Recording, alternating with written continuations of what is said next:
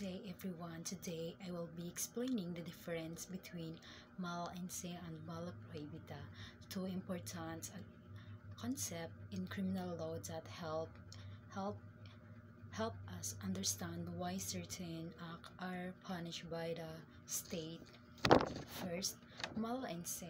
Mala in se Mala in se means acts that are wrong in themselves. These are offenses that are natural evil, immoral, or harmful, even without any law saying they are crimes. In short, a normal reasonable person already knows that these acts are wrong. Example: murder, rape, robbery, arson, and kidnapping.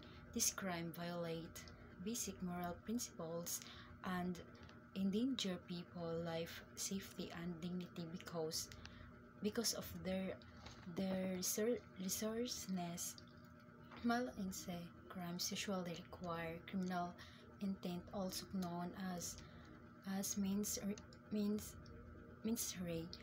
This means that prosecutor must prove the offender of act with purpose, malice, or wrong intent.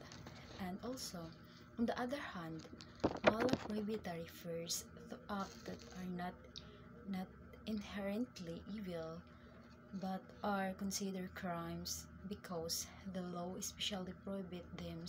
This act become this act become punishable mainly to maintain order or regulation and discipline in society. Example: jaywalking, illegal parking, traffic traffic violation, firearms, and violating special laws. In these cases, what matters is the simple violation of the rule, not not whether the act is morally wrong. For mala prohibita offenses, intent is not necessary, even if the person did not mean to hit the law.